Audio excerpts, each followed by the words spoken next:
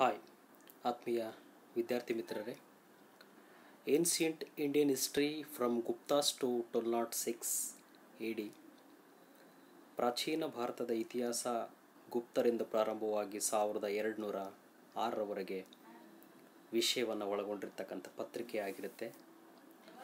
As usual programme BA ವಿದ್ಯಾರ್ಥಿಗಳಿಗೆ subject history semester second semester session 36. Topic name ಬಂದು successors of Rajendra first and decline of Cholas. ಒಂದನೇ ರಾಜೇಂದ್ರ ಚೋಳನ ನಂತರದ ರಾಜರುಗಳು ಮತ್ತು ಚೋಳ ಸಾಮ್ರಾಜ್ಯದ ಅವನತಿ. Successor of Rajendra first and decline of Cholas. ಒಂದನೇ ರಾಜೇಂದ್ರ ಚೋಳನ ನಂತರದ ಉತ್ತರಾಧಿಕಾರಿಗಳು ಅಥವಾ ಚೋಳ ರಾಜರ ಆಳ್ವಿಕೆ ಹೇಗಿತ್ತು ಎನ್ನುವಂಥದ್ದನ್ನು ನೋಡೋದಾದರೆ, Rajendra first was succeeded by his son Rajadhiraja first 1044 to 1054 AD. ಒಂದನೇ ರಾಜೇಂದ್ರ ಚೋಳನ ನಂತರದಲ್ಲಿ ಅಧಿಕಾರಕ್ಕೆ ಬರುವಂತಹ ಅವನ ಮಗ ಒಂದನೇ ರಾಜಾದಿರಾಜ ಎನ್ನುವಂಥ ಚೋಳರ ಅರಸ. ಇವನು ಸುಮಾರು 10 ವರ್ಷಗಳ ಕಾಲ ಚೋಳರ ಒಂದು ರಾಜ್ಯವನ್ನು ಮುನ್ನಡೆಸುವಂತಹ ಪ್ರಯತ್ನವನ್ನು ಮಾಡ್ತಾನೆ. ಈ ರಿಮೈನ್ಡ್ ಬ್ಯುಸಿ ಇನ್ ಸುಪ್ರೆಸಿಂಗ್ ಟೆರಿಟರಿ. ಇವನು ಸಿಂಹಾಸನಕ್ಕೆ ಬಂದ ನಂತರದಿಂದ 10 ವರ್ಷಗಳ ಕಾಲ ನಿರಂತರವಾಗಿ ತುಂಬ ಯುದ್ಧಗಳು, ಆಡಳಿತ ಎನ್ನುವಂತಹ ಅನೇಕ ಕೆಲಸ ಕಾರ್ಯಗಳಲ್ಲಿ ತುಂಬ ಬ್ಯುಸಿಯಾಗಿರ್ತಾನೆ. ಪುನಃ ಅವರ ತಂದೆ ಬೃಹತ್ ಭಾರತದ ಒಂದು ಕಲ್ಪನೆಗೆ ಪ್ರಯತ್ನವನ್ನು ಇವನು ಮಾಡ್ತಾನೆ. ಸಿಲೋನಿನಲ್ಲಿ ಪುನಃ ಚೋಳರ ಸಾಮ್ರಾಜ್ಯವನ್ನು ಸ್ಥಾಪಿಸುವಂಥದ್ದು ಮತ್ತು ಪಾಂಡ್ಯರ ಅನೇಕ ಪ್ರದೇಶಗಳು ಸ್ವತಂತ್ರವಾಗಲಿಕ್ಕೆ ಪ್ರಯತ್ನವನ್ನು ಪಡ್ತವೆ. ಆಫ್ಟರ್ ದ ಡೆತ್ ಆಫ್ ಒಂದನೇ ರಾಜೇಂದ್ರ ಚೋಳ ಪುನಃ ಮತ್ತೆ ಅದನ್ನು ವಶಪಡಿಸಿಕೊಳ್ಳುವಂಥ ನಿಟ್ಟಿನಲ್ಲಿ ಒಂದನೇ ರಾಜಾದಿರಾಜ ಪ್ರಯತ್ನವನ್ನು ಪಡ್ತಾನೆ. ಇನ್ 1052 AD ಈ succeeded in defeating the Chalukya Someshwara but was himself killed during the course of the battle. ನಮಗೆ ಚಾಲುಕ್ಯರೊಂದಿಗೆ ಇಲ್ಲಿ ರಾಜಾದಿರಾಜ ಎನ್ನುವಂಥವನು 1052, ಕೆಲವು ಪುಸ್ತಕಗಳಲ್ಲಿ 1054 ಎನ್ನುವಂತಹ ಇಸ್ವಿಯನ್ನು ಮೆನ್ಷನ್ ಮಾಡಲಾಗಿದೆ. ಕೊಪ್ಪಂ ಎನ್ನುವಂತಹ ಸ್ಥಳದಲ್ಲಿ ಕಲ್ಯಾಣದ ಚಾಲುಕ್ಯರ ಸೋಮೇಶ್ವರ ಮತ್ತು ರಾಜಾದಿರಾಜ ಎನ್ನುವಂಥವ್ರ ನಡುವೆ ಘನಘೋರವಾಗಿರ್ತಕ್ಕಂಥ ಯುದ್ಧ ನಡೆಯುತ್ತೆ. ಆ ಯುದ್ಧದಲ್ಲಿ ಇವನು ಒಂದನೇ ರಾಜಾದಿರಾಜ ಎನ್ನುವಂಥವನು ಮರಣಕ್ಕೆ ತುತ್ತಾಗ್ತಾನೆ. ಅದಾದ ನಂತರದಲ್ಲಿ ಆತನ ತಮ್ಮ ಎನ್ನುವಂಥವನು ಇಲ್ಲಿ ಯುದ್ಧವನ್ನು ಮುಂದುವರಿಸ್ತಾನೆ. He was succeeded by his younger brother Rajendra two. ಈ ಯುದ್ಧವನ್ನು ತನ್ನ ಅಣ್ಣ ಮರಣ ಹೊಂದಿದ್ರೂ ಇಲ್ಲಿ ಎರಡನೇ ರಾಜೇಂದ್ರ ಎನ್ನುವಂಥವನು ಯುದ್ಧವನ್ನು ಮುಂದುವರಿಸಿ ಚಾಲುಕ್ಯರ ಒಂದನೇ ಸೋಮೇಶ್ವರನ ತಮ್ಮನಾಗಿರ್ತಕ್ಕಂಥ ಜಯಸಿಂಹನನ್ನು ಸೋಲಿಸ್ತಾನೆ. ಅವನನ್ನು ಮರಣಕ್ಕೆ ತುತ್ತಾಗ್ತಾನೆ. ಹಾಗಾಗಿ ಕೊಪ್ಪಂ ಎನ್ನುವಂಥ ಯುದ್ಧ ಚೋಳರ ಸಾಮ್ರಾಜ್ಯಕ್ಕೆ ದೊಡ್ಡ ಹೊಡೆತ ಎನ್ನುವಂಥದ್ದು ಬಿತ್ತು. ಅದಾದ ನಂತರದಲ್ಲಿ ಕಲ್ಯಾಣದ ಚಾಲುಕ್ಯರಿಗೂ ಒಂದು ಮಟ್ಟದ ಹೊಡೆತವನ್ನು ಕೊಟ್ಟಿತು ಅಂತ ನಾವು ನೋಡ್ಬೋದು. ಹೀಗೆ ಇಲ್ಲಿ ಒಂದನೇ ರಾಜಾದಿರಾಜ ಎನ್ನುವಂಥವನು ಕೊಪ್ಪಂ ಯುದ್ಧದಲ್ಲಿ ಮರಣಕ್ಕೆ ತುತ್ತಾಗ್ತಾನೆ. ಅದಾದ ನಂತರ ಅವನ ತಮ್ಮ ಯುದ್ಧವನ್ನು ಮುಂದುವರಿಸ್ತಾನೆ. ಎರಡನೇ ರಾಜೇಂದ್ರ ಚಾಲುಕ್ಯರ ಮೇಲೆ ವಿಜಯವನ್ನು ಸಂಪಾದಿಸ್ತಾನೆ. 1054 to 1064 ಇವನು 10 ವರ್ಷಗಳ ಕಾಲ ಆಡಳಿತವನ್ನು ಎರಡನೇ ರಾಜೇಂದ್ರ ಎನ್ನುವಂಥವನು ಮಾಡ್ತಾನೆ. He fought against the kings of Ceylon and Western Chalukyas and succeeded in defending the frontiers of his empire ಅಂತ ನಾವು ಕರಿತೀವಿ. ಪುನಃ ಇವನು ತಮ್ಮ ಹಿರಿಯರು ಅಥವಾ ತಮ್ಮ ತಂದೆ ಮತ್ತು ತನ್ನ ಅಣ್ಣ ಯಾವ ರೀತಿಯಾಗಿ ಸಿಲೋನಿನ ಮೇಲೆ ಮತ್ತು ಚಾಲುಕ್ಯರ ಮೇಲೆ ವಿಜಯವನ್ನು ಸಾಧಿಸಲಿಕ್ಕೆ ಪ್ರಯತ್ನವನ್ನು ಪಟ್ಟಿದ್ನು, ಅದೇ ಥರ ಇವನು ಸಾಧಿಸಿ ತಮ್ಮ ಚೋಳರ ಅರಸೊತ್ತಿಗೆಯನ್ನು ಅವರ ಮೇಲೆ ಒಪ್ಪುವ ರೀತಿಯಲ್ಲಿ ಪ್ರಯತ್ನವನ್ನು ಪಟ್ಟ. Rajendra second was succeeded by his younger brother Vira Rajendra ಅಂತ ಕರಿತೀವಿ. ಎರಡನೇ ರಾಜೇಂದ್ರನ ನಂತರದಲ್ಲಿ ಆತನ ಇನ್ನೊಬ್ಬ ತಮ್ಮನಾಗಿರ್ತಕ್ಕಂಥ ಸಹೋದರ ವೀರ ರಾಜೇಂದ್ರ ಎನ್ನುವಂಥವನು 1064ರಿಂದ 1069ರವರೆಗೆ ಸುಮಾರು 5 ವರ್ಷಗಳ ಕಾಲ ರಾಜ್ಯಭಾರವನ್ನು ಮಾಡ್ತಾನೆ. ಈ kept is suzerainty over Ceylon and Sri Vijay Empire and defeated the Chalukya rulers Someshwara first ಅಂತ ನಾವು ಕರಿತೀವಿ. ಇವನು ಬಂದ ನಂತರದಲ್ಲಿ ಪುನಃ ಇಲ್ಲಿ ಸಿಲೋನ್ ಎನ್ನುವಂಥದ್ದು ಮತ್ತು ಶ್ರೀ ವಿಜಯನ ಸಾಮ್ರಾಜ್ಯದ ಮೇಲೆ ಒಂದು ದಾಳಿಯನ್ನು ಮಾಡುವಂಥ ಪ್ರಯತ್ನವನ್ನು ಪಟ್ಟರು. ಬಟ್ ಇವನಿಗೆ ಯಶಸ್ಸು ಎನ್ನುವಂಥದ್ದು ಸಿಗಲ್ಲ. 1ನೇ ಸೋಮೇಶ್ವರನಿಂದ ಇವನು ಸೋಲುವಿಕೆಗೆ ಒಳಗಾಗ್ತಾನೆ. ಹಾಗಾಗಿ ಈ ಹಿಂದಿನ ಒಂದು ಸಾಮ್ರಾಜ್ಯದ ಕಲ್ಪನೆಗೆ ಎಲ್ಲೋ ಒಂದು ಕಡೆ ಪೆಟ್ಟು ಎನ್ನುವಂಥದ್ದು ಬರುತ್ತೆ. Then Adi Rajendra succeeded his father of Vira Rajendra first but he was soon killed in the rebellion ಅಂತ ಕರಿತೀವಿ. ಇಲ್ಲಿ ಇದಾದ ನಂತರದಲ್ಲಿ ನಮಗೆ ಆದಿ ರಾಜೇಂದ್ರ ನಂತರ ವೀರ ರಾಜೇಂದ್ರ ಎನ್ನುವಂಥವನು ಬರ್ತಾನೆ. ಬಟ್ ಇಲ್ಲಿ ಆದಿ ರಾಜೇಂದ್ರ ಎನ್ನುವಂಥವನು ಅಕಾಲಿಕ ಮರಣಕ್ಕೆ ತುತ್ತಾಗ್ತಾನೆ. ಅದಾದ ನಂತರ ವೀರ ರಾಜೇಂದ್ರ ಫಸ್ಟ್ ಎನ್ನುವಂಥವನು ಕಂಟಿನ್ಯೂ ಮಾಡ್ತಾನೆ. The main dynasty of the Cholas ended with the death of ಆದಿ ರಾಜೇಂದ್ರ.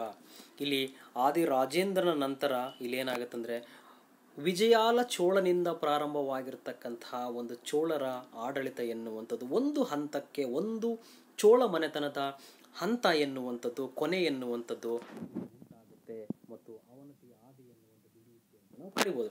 ಈ was succeeded by Rajendra first the viceroy of Vengi ಅಂತ ನಾವು ಕರಿತೀವಿ. ಇದಾದ ನಂತರದಲ್ಲಿ ಇಲ್ಲಿ ನಮಗೆ ಪ್ರಮುಖವಾಗಿ 1ನೇ ರಾಜೇಂದ್ರನ ವೆಂಗಿಯ ಪ್ರಾಂತ್ಯಾಧಿಕಾರಿ ಆಗಿರ್ತಕ್ಕಂಥವನು. He was the son of Rajendra first, the great grand son Rajaraja first ಅಂತ ಕರಿತೀವಿ. ಇಲ್ಲಿ ನಮಗೆ ಪ್ರಮುಖವಾಗಿ ಬರ್ತಕ್ಕಂತಹ ವ್ಯಕ್ತಿ ವೀರ ರಾಜೇಂದ್ರ ಎನ್ನುವಂಥವನು.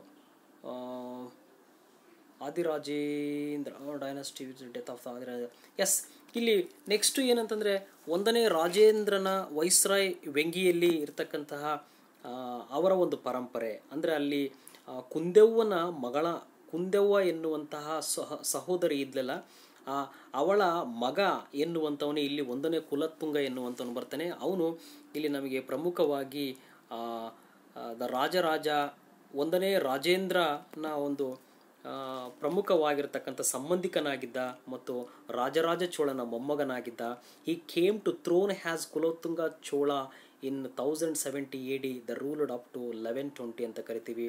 ನೋಡು, ಇಲ್ಲಿ ವೆಂಗಿಯ ಒಂದು ಚಾಲುಕ್ಯರಿಗೆ ಸಂಬಂಧಪಟ್ಟಿರ್ತಕ್ಕಂಥ ಕುಂದೆವ್ವಳ ಮಗನಾಗಿರ್ತಕ್ಕಂಥ ವ್ಯಕ್ತಿಯೇ ಇಲ್ಲಿ 1ನೇ ಕುಲೋತ್ತುಂಗ ಅಂತ ಕರಿತೀವಿ. ಇವನು ಚೋಳರ ಒಂದು ಪ್ರಮುಖ ಸಾಮ್ರಾಜ್ಯವನ್ನು ಕಟ್ಟುವಲ್ಲಿ ಪ್ರಯತ್ನವನ್ನು ಪಡ್ತಾನೆ. 1070ರಿಂದ 1120ರವರೆಗೆ ಸುಮಾರು 50 ವರ್ಷಗಳ ಕಾಲ ಸುದೀರ್ಘವಾಗಿ ಚೋಳರ ಸಾಮ್ರಾಜ್ಯವನ್ನು ಪುನರ್ ನಿರ್ಮಾಣ ಮಾಡುವಂಥ ಕಟ್ಟಕಡೆಯ ಒಬ್ಬ ಶ್ರೇಷ್ಠ ರಾಜ ಅಂತ ಕರಿಬೋದು. ಇವನು 1ನೇ ರಾಜರಾಜ ಚೋಳನ ಮೊಮ್ಮಗನಾಗಿರ್ತಾನೆ. ಅದು ಭಾಳ ಇಂಪಾರ್ಟೆಂಟ್ ಆಗಿರ್ತಕ್ಕಂಥ ವಿಷಯ. United the kingdoms of the Chola and the eastern Chalukyas. ಹೀಗೆ ಇವನು ಪುನಃ ಮತ್ತೆ ಒಂದು ಚೋಳರ ಸಾಮ್ರಾಜ್ಯವನ್ನು ಪುನಃ ನಿರ್ಮಾಣ ಮಾಡುವಂಥ ಪ್ರಯತ್ನವನ್ನು ಮಾಡ್ತಾನೆ ಮತ್ತು ಚಾಲುಕ್ಯರ ಮೇಲೆ ತನ್ನ ವೈರತ್ವವನ್ನು ಕಂಟಿನ್ಯೂ ಮಾಡ್ತಾನೆ. Kulottunga first the made peace with Vijaya Bahu, the ruler of Ceylon, and also gave his daughter Suryavalli in marriage to the Sinhalese prince ಅಂತ ಕರಿತೀವಿ. ಇವನು ಸಿಲೋನಿನ ಒಂದಿಗೆ ಒಂದು ಸ್ನೇಹ ಸಂಬಂಧವನ್ನು ಇಟ್ಕೊಳ್ತಾನೆ. ತನ್ನ ಮಗಳಾಗಿರ್ತಕ್ಕಂಥ ಸೂರ್ಯವಲ್ಲಿಯನ್ನು ಇಲ್ಲಿ ಸಿಮ್ಮಳದ ರಾಜಕುಮಾರನಿಗೆ ಮದುವೆ ಮಾಡಿಕೊಟ್ಟು ಒಂದು ವೈವಾಹಿಕ ಸಂಬಂಧದ ಮೂಲಕ ಒಂದು ಶಾಂತಿ ಸುವ್ಯವಸ್ಥೆಯನ್ನು ಕಾಪಾಡ್ತಾನೆ. The Chola conflict with Vikramaditya sixth, the Kalyani Chalukya ruler broke out in 1076 ಅಂತ ಕರಿತೀವಿ. ಅಲ್ಲಿ ಚಾಲುಕ್ಯರ ಪ್ರಖ್ಯಾತನಾಗಿರ್ತಕ್ಕಂಥ ಕಲ್ಯಾಣ ಚಾಲುಕ್ಯರ ಪ್ರಖ್ಯಾತನಾಗಿರ್ತಕ್ಕಂಥ ರಾಜ 6ನೇ ವಿಕ್ರಮಾದಿತ್ಯ ಎನ್ನುವಂಥವನು ಬರ್ತಾನೆ. ಚೋಳರೊಂದಿಗೆ ಇವನು 1ನೇ ಕುಲೋತ್ತುಂಗ ಎನ್ನುವಂಥವನ ಅಧಿಕಾರದ ವಿಸ್ತರಣೆಗೆ ಒಂದು ಬ್ರೇಕ್ ಹಾಕುವಂಥ ಕೆಲಸವನ್ನು 6ನೇ ವಿಕ್ರಮಾದಿತ್ಯ ಎನ್ನುವಂಥ ರಾಜ ಮಾಡ್ತಾನೆ. The great emperor of Kalyan wanted to destroy the plans of Kulottunga, particularly the one of the combing the kingdoms of the Chola, Eastern Chalukyas, Vengi ಅಂತ ಕರಿತೀವಿ. ಯಾವಾಗ 6ನೇ ವಿಕ್ರಮಾದಿತ್ಯ ಎನ್ನುವಂಥ ಒಂದು ಅಧಿಕಾರಕ್ಕೆ ಬಂದಾಗ ಇಲ್ಲಿ 1ನೇ ಕುಲತ್ತುಂಗನ ಒಂದು ವಿಸ್ತಾರ ನೀತಿಗೆ ದೊಡ್ಡ ಮಟ್ಟದ ಒಡೆತನ ಕೊಡ್ತಾನೆ ಮತ್ತು ಆತನ ಚೋಳರಿಗೆ ಒಂದು ಸೋಲಿನ ಪೆಟ್ಟನ್ನು ತೋರಿಸುವಷ್ಟರ ಮಟ್ಟಿಗೆ ಕಲ್ಯಾಣದ ಚಾಲುಕ್ಯರು ಯಶಸ್ವಿ ಆಗ್ತಾರೆ ಮತ್ತು ಇಲ್ಲಿ ಚೋಳ ಮತ್ತು ಈಸ್ಟರ್ನ್ ಚಾಲುಕ್ಯ ವ್ಯಂಗ್ಯ ಎನ್ನುವಂಥ ಎರಡೂ ಚಾಲುಕ್ಯರಿಗೆ ಒಂದು ಪ್ರಧಾನವಾಗಿ ಹಿಮ್ಮೆಟ್ಟಿಸುವಂಥ ಪ್ರಯತ್ನವನ್ನು 6ನೇ ವಿಕ್ರಮಾದಿತ್ಯ ಮಾಡಿದೆ ಅಂತ ಅನ್ಬೋದು. After the death of Vikramaditya 6 Kulottunga I appointed his sons a viceroy of Vengi or Eastern Chalukyas kingdom ಅಂತ ಕರಿತೀವಿ. 6ನೇ ವಿಕ್ರಮಾದಿತ್ಯ ಸಾಯುವವರೆಗೂ ವೆಂಗಿ ಚಾಲುಕ್ಯರು ಈತನ ಮತ್ತೆ ನಿಯಂತ್ರಣಕ್ಕೆ ಬರೋದಿಲ್ಲ. 6ನೇ ವಿಕ್ರಮಾದಿತ್ಯ ಮರಣ ಹೊಂದಿದ ನಂತರದಲ್ಲಿ ಪುನಃ ಮತ್ತು 1ನೇ ಕುಲೋತ್ತುಂಗ ತನ್ನ ಮಗನನ್ನು ವೆಂಗಿ ಚಾಲುಕ್ಯರ ಪ್ರಾಂತ್ಯದ ವೈಸ್ರಾಯನ್ನಾಗಿ ಮಾಡಿ ನೇಮಕ ಮಾಡಿ ಪುನಃ ತಮ್ಮ ಚೋಳರ ಅಧೀನಕ್ಕೆ ತೆಗೆದುಕೊಳ್ತಾನೆ. ದ ಪಾಂಡ್ಯಾಸ್ ಅಂಡ್ ಚೇರಾಸ್ ರಿವೋಲ್ಟೆಡ್ ಬಟ್ ದೇವರ್ ಪುಟ್ ಡೌನ್ ಅಂತ ಕರಿತೀವಿ. ಇಲ್ಲಿ ಪಾಂಡ್ಯ ಮತ್ತು ಚೇರರು ಪುನಃ ಇವರೊಂದಿಗೆ ಚೋಳರೊಂದಿಗೆ ಒಂದು ವ್ಯಾಜ್ಯವನ್ನು ತೆಗೆದುಕೊಳ್ತಾರೆ. ಆದ್ರೂ ಇಲ್ಲಿ ಏಳು ಬೀಳು ಎನ್ನುವಂಥದ್ದು ಕಂಡು ಬರುತ್ತೆ. ಇನ್ 1096 AD he put down the revolt of southern Kalinga ಅಂತ ಕರಿತೀವಿ. ಪುನಃ ಇವನು ಕಳಿಂಗ ಎನ್ನುವಂಥ ಪ್ರದೇಶದೊಂದಿಗೆ ಒಂದು ಕ್ರಾಂತಿಯನ್ನು ಮಾಡ್ತಾನೆ. ಅವರೊಂದಿಗೆ ಒಂದು ಹೋರಾಟವನ್ನು ಮಾಡಿದ್ರು ಇವನಿಗೆ ಸಕ್ಸಸ್ ಎನ್ನುವಂಥದ್ದು ಬರಲ್ಲ. He also established friendly relations with Kanauj, Kamboja, China and Burma. ಪುನಃ ಇವನೇನು ಮಾಡಿದ, ವಿದೇಶಗಳೊಂದಿಗೆ ಮತ್ತು ತನ್ನ ಸುತ್ತಮುತ್ತಿರತಕ್ಕಂತಹ ರಾಜರೊಂದಿಗೆ ಕನೋಜ್ನ ಕಾಂಬೋಜ ಎನ್ನುವಂಥದ್ದು, ಚೀನಾ, ಬರ್ಮಾ ಎನ್ನುವಂಥ ಅನೇಕ ಪ್ರದೇಶಗಳೊಂದಿಗೆ ಉತ್ತಮ ಒಂದು ಸಂಬಂಧವನ್ನು ಇಟ್ಕೊಳ್ತಾನೆ.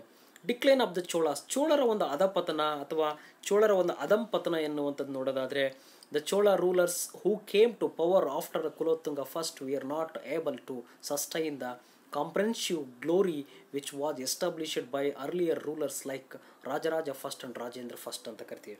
ಎಷ್ಟು ಬ್ಯೂಟಿಫುಲ್ ಆಗಿದೆ ನೋಡ್ರಿ.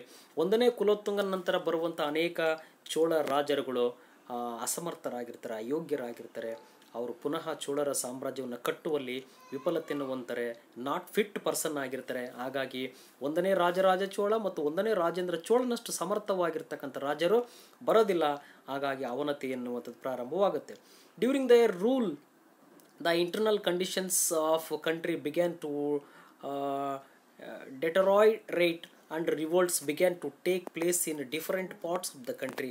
ಯಾವಾಗ 1ನೇ ಕುಲೋತ್ತುಂಗರ ನಂತರದಲ್ಲಿ ಅನೇಕ ರೀತಿಯಾಗಿರ್ತಕ್ಕಂತಹ ಚೋಳರ ಉದಾಸೀನತೆಯ ಆಧಾರದ ಮೇಲೆ, ಅವರ ನಿರ್ಲಕ್ಷ್ಯತನದ ಆಧಾರದ ಮೇಲೆ ಪಾಂಡ್ಯರು, ಚೇರರು, ಕಲ್ಯಾಣದ ಚಾಲುಕ್ಯರು ಅನೇಕ ರೀತಿಯಾಗಿರ್ತಕ್ಕಂಥ ದಂಗೆಗಳನ್ನು ಸ್ಟಾರ್ಟ್ ಮಾಡ್ತಾರೆ. ಇದರಿಂದ ಅಲ್ಲಿ ಚೋಳರ ಒಂದು ಪ್ರಾಮುಖ್ಯತೆ ಕಡಿಮೆ ಆಗ್ತಾ ಹೋಗುತ್ತೆ. This become an important factor of decline of the Cholas. ಇವೆಲ್ಲ ಅನೇಕ ಸಾಮಂತ ರಾಜರುಗಳ ಸ್ವತಂತ್ರವನ್ನು ಘೋಷಣೆ ಮಾಡಿಕೊಂಡಾಗ ಚೋಳರ ಅಧಂಪತನ ಎನ್ನುವಂಥದ್ದು, ಸೋಲುವಿಕೆ, ಅವನತಿ ಎನ್ನುವಂಥದ್ದು ಪ್ರಾರಂಭವಾಗುತ್ತೆ. The Chola Chalukya struggle which continued for several years also the hastened the process of their downfall after Kulottunga first. The Chola kingdom began to shrink in size ಅಂತ ನಾವು ಕರಿತೀವಿ. ಯಾವಾಗ ಚೋಳರು ಮತ್ತು ಚಾಲುಕ್ಯರ ನಡುವೆ ನಿರಂತರವಾಗಿ ಒಂದು ಸಂಘರ್ಷ ಎನ್ನುವಂಥದ್ದು ಉಂಟಾಗುತ್ತೆ. 1ನೇ ಕುಲೋತ್ತುಂಗನ ನಂತರದಲ್ಲಿ ಈ ಅನೇಕ ಅಸಮರ್ಥ ಚೋಳ ರಾಜರುಗಳು ಬಂದಾಗ ಇಲ್ಲಿ ಸಾಕಾದಷ್ಟು ತೊಂದರೆ ಆಗುತ್ತೆ. ಹಾಗಾಗಿ ಚೋಳರ ಸಾಮ್ರಾಜ್ಯ ವಿಸ್ತರಣೆ ಎನ್ನುವಂಥದ್ದು ಹಂತ ಹಂತವಾಗಿ ಕಡಿಮೆಯಾಗಿ ಅವರು ತಮ್ಮ ಅವನತಿಯನ್ನು ಕಂಡುಕೊಂಡ್ರು. ಅನೇಕ ಪ್ರದೇಶಗಳನ್ನು ಯುದ್ಧ ಮಾಡೋದ್ರ ಮೂಲಕ ಕಳೆದುಕೊಳ್ತಾರೆ. It lost its overseas possessions during Rajendra II as 1206 to 1246 time. Chola kingdom was conquered by the Pandyas and they looted Tanjore and converted into the minor state. ಇವಾಗ ಲಾಸ್ಟ್ ಕೊನೆಯದಾಗಿ ರಾಜಾದಿರಾಜ ಸೆಕೆಂಡ್ ಎನ್ನುವಂಥವನು ಅಧಿಕಾರಕ್ಕೆ ಬಂದಾಗ ಚೋಳರ ಸಾಮ್ರಾಜ್ಯ ಎನ್ನುವಂಥದ್ದು ಪಾಂಡ್ಯರಿಂದ ಮತ್ತು ಚೇರರಿಂದ ಅನೇಕ ಸೋಲುಗಳನ್ನು ಪೆಟ್ಟು ತಿಂದುಕೊಳ್ಳುತ್ತೆ. ಒಟ್ಟಾರೆಯಾಗಿ ಕೇವಲ ತಾಂಜಾವೂರು ಸುತ್ತಮುತ್ತ ಪ್ರದೇಶಗಳಿಗೆ ಮಾತ್ರ ಅವರ ಒಂದು ಆಡಳಿತ ಎನ್ನುವಂಥದ್ದು ಸೀಮಿತವಾಯಿತು ಅಂತ ನಾವು ನೋಡ್ಬೋದು. ದೊಡ್ಡ ಸಾಮ್ರಾಜ್ಯ ಒಂದು ಸಣ್ಣ ರಾಜ್ಯದವರೆಗೆ ಕೆಳಗಡೆ ಬರುವಂಥ ಸ್ಥಿತಿ ಉಂಟಾಯಿತು. The rule of Rajendra fourth the 1246 to 1279 AD saw the complete destruction of the Chola Empire as the Chola power was surprised by that of the Pandyas. ಕೊನೆಯದಾಗಿ ಇಲ್ಲಿ 4ನೇ ರಾಜೇಂದ್ರನ ಎನ್ನುವಂಥವನು 1246 1276 ಕಾಲಘಟ್ಟದಲ್ಲಿ ಕಂಪ್ಲೀಟ್ ಆಗಿ ಚೋಳರ ಒಂದು ಸಾಮ್ರಾಜ್ಯ ಎನ್ನುವಂಥದ್ದು ಅವನತಿ ಹಿಡಿತು. ಅವರ ಒಂದು ಚೋಳರ ಅನೇಕ ಪ್ರದೇಶಗಳು ಪಾಂಡ್ಯರ ಅಡಿಯಾಳುಗಳಾಗಿ ಬದುಕುವಂಥ ಪರಿಸ್ಥಿತಿ ಉಂಟಾಗುತ್ತೆ. ಹೀಗೆ ಮಹಾನ್ ಸಾಮ್ರಾಜ್ಯವಾಗಿರ್ತಕ್ಕಂಥ ಚೋಳ ಸಾಮ್ರಾಜ್ಯ ಎನ್ನುವಂಥದ್ದು ಅಂತಿಮವಾಗಿ 1ನೇ ಕುಲೋತ್ತುಂಗನ ನಂತರ ಅನೇಕ ಅಸಮರ್ಥ ರಾಜರಿಂದ ತನ್ನ ಅವನತಿ ಎನ್ನುವಂಥದ್ದು, ತನ್ನ ವಿಫಲತೆಗೆ ಒಂದು ದಾರಿಯನ್ನು ಕಂಡುಕೊಂಡಿತು ಅಂತ ನಾವು ನೋಡ್ಬೋದು. ಧನ್ಯವಾದಗಳು ವಿದ್ಯಾರ್ಥಿಗಳೇ.